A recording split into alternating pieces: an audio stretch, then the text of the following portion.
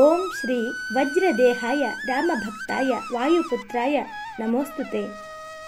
ಶ್ರೀ ವ್ಯಾಸರಾಜರು ಐತಿಹಾಸಿಕ ವಿಜಯನಗರ ಸಾಮ್ರಾಜ್ಯದ 4 ಚಕ್ರವರ್ತಿಗಳ ಗೌರವಾನ್ವಿತ ರಾಜಗುರುಗಳಾಗಿದ್ದರು. ಅವರು ಕನಕದಾಸ ಮತ್ತು ಪುರಂದರದಾಸರ ಗುರುಗಳು ಸಹ ಆಗಿದ್ದರು. 500 ವರ್ಷಗಳ ಹಿಂದೆ ಶ್ರೀ ವ್ಯಾಸರಾಜರು ನಮ್ಮ ಭಾರತ ದೇಶದಾದ್ಯಂತ 732 ಹನುಮಾನ್ ವಿಗ್ರಹಗಳನ್ನು ಪ್ರತಿಷ್ಠಾಪಿಸಿದರು. ಅದರಲ್ಲಿ ಒಂದು ವಿಗ್ರಹವೇ ಈ ಮೊದಲಗಟ್ಟೆಯ ಶ್ರೀ ಆಂಜನೇಯ ಸ್ವಾಮಿ ವಿಗ್ರಹ. ಸರಿಯಾಗಿ ತುಂಗಭದ್ರಾ ನದಿಯ ದಡದಲ್ಲಿಯೇ ಇರುವ ಆಂಜನೇಯ ಸ್ವಾಮಿ ದೇವಸ್ಥಾನಕ್ಕೆ ವರ್ಷಕ್ಕೆ ಒಮ್ಮೆಯಾದರೂ ತುಂಗಭದ್ರೆ ಉಕ್ಕಿ ಬಂದು ದೇವಸ್ಥಾನದ ಆವರಣದ ಒಳಗೆ ಹೋಗಿ ಹನುಮನ ಪಾದಕ್ಕೆ ನಮಸ್ಕರಿಸಿ ಬರುತ್ತಾಳೆ. ಬೇಡಿದ ಭಕ್ತರಿಗೆ ಅತಿ ಶೀಘ್ರವಾಗಿ ಫಲ ಕೊಡುವ ಹನುಮಾನ್ ಎಂದೇ ಮೊದಲಗಟ್ಟಿಯ ಆಂಜನೇಯ ಪ್ರಸಿದ್ಧಿಯಾಗಿದೆ.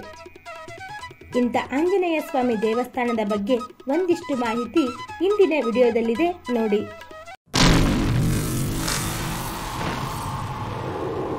ವಾಸ್ತವದಲ್ಲಿ ಮೊದಲಗಟ್ಟಿ ಆಂಜನೇಯ ಸ್ವಾಮಿ ವಿಗ್ರಹವನ್ನು ಮೊದಲು ಸ್ಥಾಪಿಸಿದ್ದು ಜನಮೇಜಯ ಎಂಬ ಮಹಾರಾಜ. ಮಹಾಭಾರತದ ಅರ್ಜುನನ ಮಗ ಅಭಿಮನ್ಯು, ಅಭಿಮನ್ಯುವಿನ ಮಗ ಪರೀಕ್ಷಿತ ರಾಜ, ಪರೀಕ್ಷಿತ ರಾಜನ ಮಗನೇ ಈ ಜನಮೇಜಯ ರಾಜ. ಸುಮಾರು 6000 ವರ್ಷಗಳ ಹಿಂದೆ ಅವರು ಸ್ಥಾಪಿಸಿದ ಈ ವಿಗ್ರಹವನ್ನು ಮೊಘಲರ ಕಾಲದಲ್ಲಿ 5 ತುಂಡು ಮಾಡಿ ಪಕ್ಕದ ತುಂಗಭದ್ರಾ ನದಿಗೆ ಎಸೆಯಲಾಗಿತ್ತು. ಮುಂದೆ ವಿಜಯನಗರ ಅರಸರ ಕಾಲದಲ್ಲಿ ವ್ಯಾಸರಾಜರ ಕನಸಿನಲ್ಲಿ ಬಂದ ಆಂಜನೇಯ ಸ್ವಾಮಿಯು ತನ್ನ ವಿಗ್ರಹ ನದಿಯಲ್ಲಿದ್ದು ಅದನ್ನು ಜೋಡಿಸಿ ಸ್ಥಾಪಿಸುವಂತೆ ಅಪ್ಪಣೆ ಕೊಡಿಸಿದರು. ಆದರೆ ಆ ತುಂಡುಗಳನ್ನು ಹೇಗೆ ಹುಡುಕುವುದು ಎಂದ ವ್ಯಾಸರಾಜರಿಗೆ ಹನುಮಂತನು, ನದಿಯ 5 ಕಡೆ 5 ಬೆಂಕಿ ಉಂಡೆಗಳು ನಿನಗೆ ಕಾಣಿಸುತ್ತದೆ, ಅಲ್ಲಿಯೇ ಆ ತುಂಡುಗಳಿದ್ದು ಅವುಗಳನ್ನು ತಂದು ಸೇರಿಸಿ ಸ್ಥಾಪಿಸಿ ಎಂದನು. ಅದರಂತೆ ನದಿಯಲ್ಲಿ ಬೆಂಕಿ ಉಂಡೆಗಳು ಕಂಡ ಕಡೆ ಸಿಕ್ಕ ಮೂರ್ತಿಯ ತುಂಡುಗಳನ್ನು ವ್ಯಾಸರಾಜರು ಜೋಡಿಸಿ ಮೊದಲಗಟ್ಟಿಯಲ್ಲಿ ಮತ್ತೆ ಆಂಜನೇಯ ಸ್ವಾಮಿ ವಿಗ್ರಹವನ್ನು ಪ್ರತಿಷ್ಠಾಪಿಸಿದರು.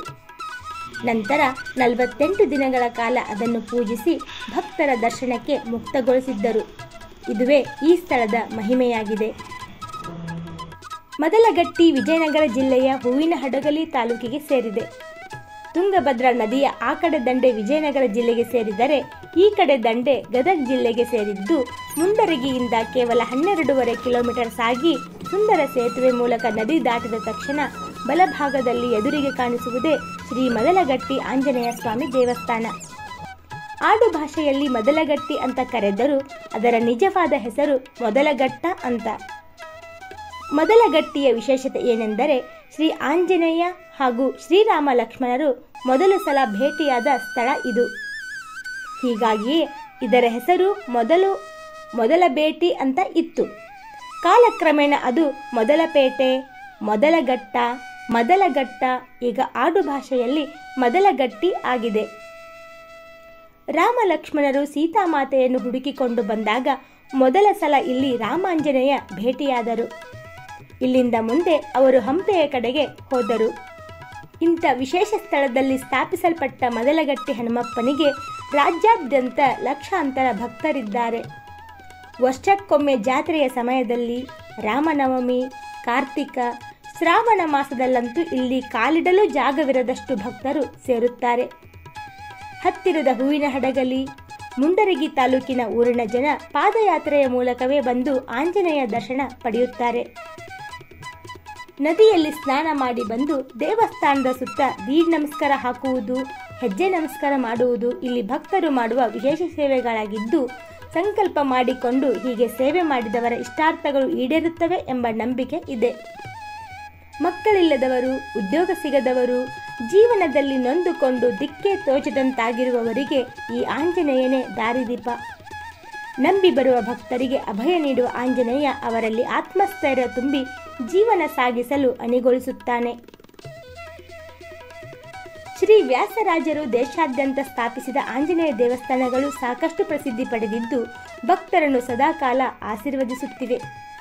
ಮೊದಲಘಟ್ಟದ ಆಂಜನೇಯ ಕೂಡ ಸಾಕಷ್ಟು ಪ್ರಭಾವಶಾಲಿಯಾಗಿದ್ದು, ಬಿಡುವಿದ್ದಾಗ ಅಥವಾ ಬಿಡುವು ಮಾಡಿಕೊಂಡು ಇಲ್ಲಿಗೆ ಭೇಟಿ ನೀಡಿ.